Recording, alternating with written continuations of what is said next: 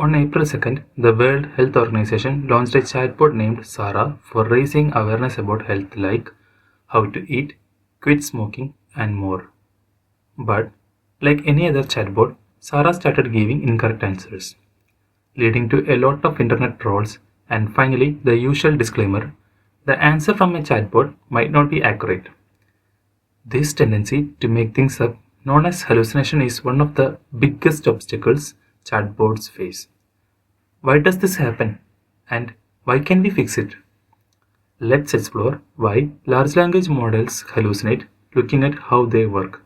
First, making stuff up is exactly what LLMs are designed to do.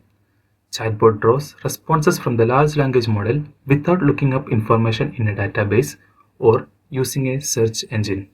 A large language model contains billions and billions of numbers. It uses these numbers to calculate its responses from scratch, producing new sequence of words on the fly. A large language model is more like a vector than an encyclopedia. Large language models generate text by predicting the new word in the sequence.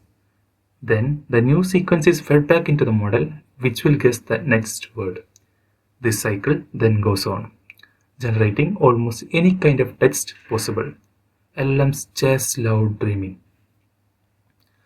The model captures the statistical likelihood of a word being predicted with certain words.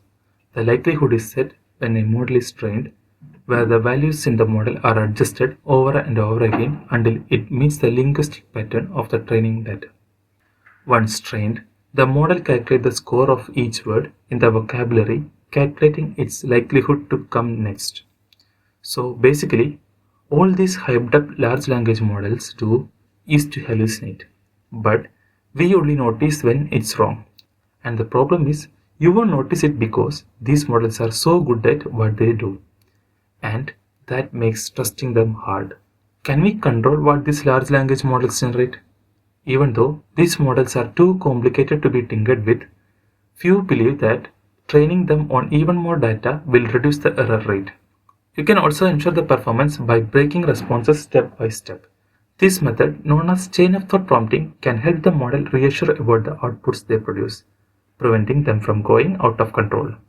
But this does not guarantee 100% accuracy.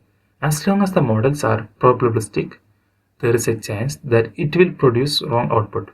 It is similar to rolling a dice. Even if you tamper it to produce a result, there is a small chance it will produce otherwise. Another thing is, people believe these models and let their guard down, and these errors go unnoticed.